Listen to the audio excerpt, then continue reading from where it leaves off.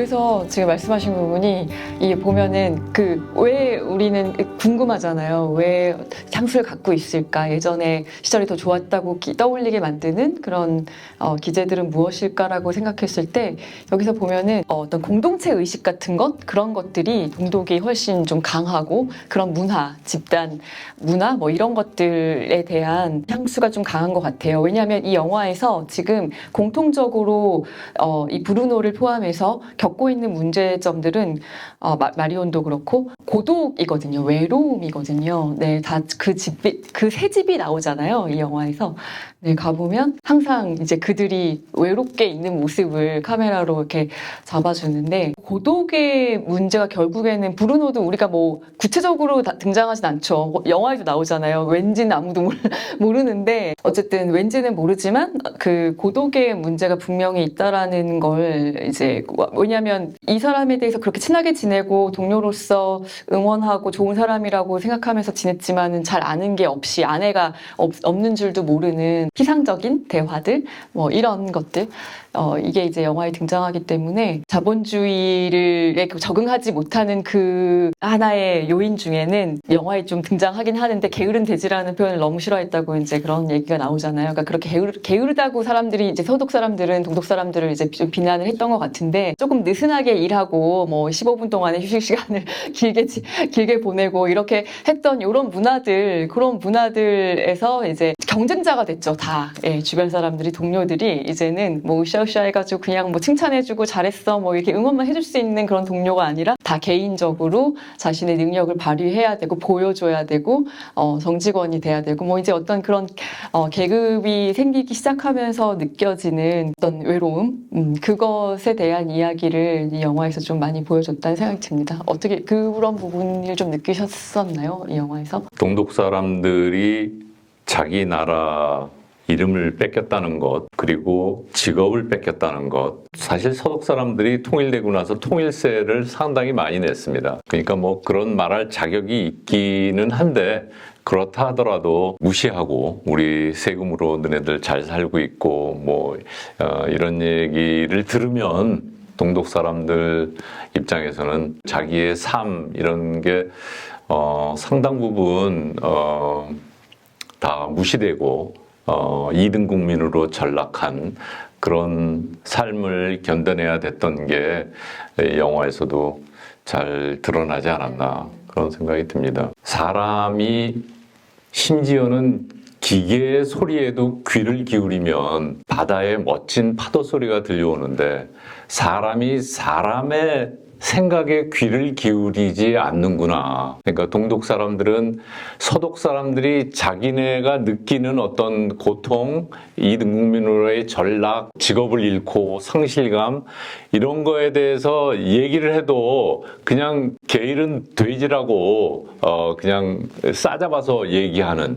그러니까 과연 귀를 기울인 것도 있겠는지는 모르겠습니다만 하여튼 서독 사람들이 동독 사람들을 무시하고 그들의 생각, 그들의 아픔에 신경을 안 쓰고 귀를 기울이지 않은 거를 저렇게 표현한 건 아닌가 하는 그런 생각을 했습니다. 저는 이 영화가 참 듣는 영화죠. 정말 너무 표현을 잘해주셨던 것 같아요. 그러니까 이 처음부터 그 마리온을 만나는 순간부터 들려왔던 그 파도 소리를 마지막엔 둘이 같이 이제 듣는데 여기 계속 이제 물에 대한 이미지, 바다에 대한 이미지가 계속 있잖아요. 또 뭐 어항도 나오고 뭐 하여튼 뭐 뭔가 미학적인 영화, 의미를 담은 영화, 예술적인 영화에 다 어항이 나온다고 하더라고요. 물고기가 갇혀 있는 모습을 보여주면 사람들이 그냥 상상한대요. 거기에서 의미를. 근데 아무튼 이제 그런 식으로 이 영화에서도 여러 번 그런 장면이 나오는데 그쵸 어쨌거나 바다는 지금 이런 그 갇혀 있는 공간 어떤 밀폐되어 있는 공간 빛이 들어오지 않는 공간과는 대비되는 그런 공간이라서 희망으로 읽을 수도 있고 뭐 자유일 수도 있고 뭔가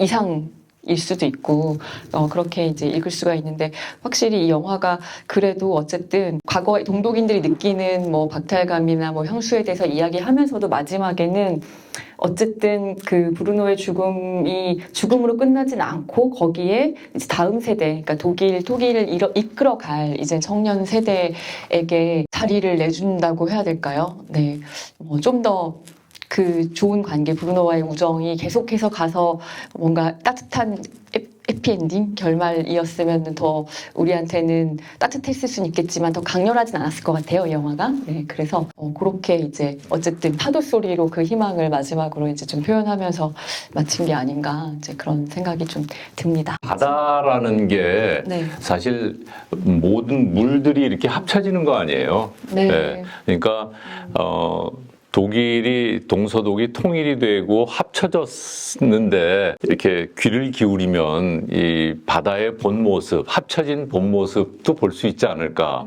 뭐 그런 생각도 좀 들었습니다. 저희 세대도 이제 독일의 중요성과 뭐 통일 교육을 이제 많이 받은 세대였고 그래서 어쨌든 간에 불편하고 우리가 그만큼 또 한국에서는 비용도 부담해야 되고 소독처럼 뭐 그런 일들이 있겠지만 그럼에도 불구하고 반드시 통일을 해야 된다라는 어떤 그 명분은 있었는데 지금 MZ 세대들한테는 굳이 해야 될까 뭐 이런 생각이 분명히 들 수 있는 그런 시점이 아닌가 싶습니다. 너무 이제 뭐 분단이 좀 오래되기도 했고 그래서 그리고 또 기본적으로 지금 상황이 별로 이렇게 낙관적이어 보이지 않잖아요. 북한과의 관계가.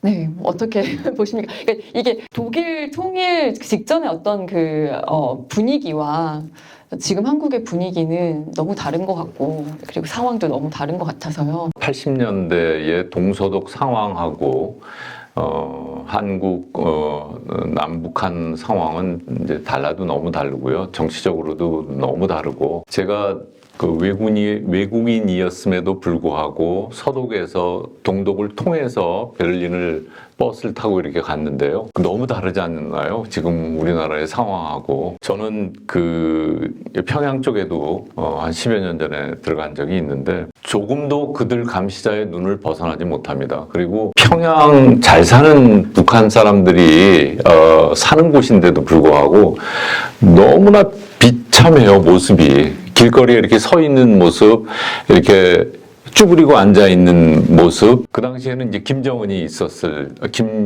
아니고 김정일이 있었을 시대였는데 평양 시내에서 한 5일 동안 제가 버스를 타고 여기저기 많이 돌아다니고 뭐 묘양산도 가고 이렇게 갔는데 뚱뚱한 사람이 하나도 없어요.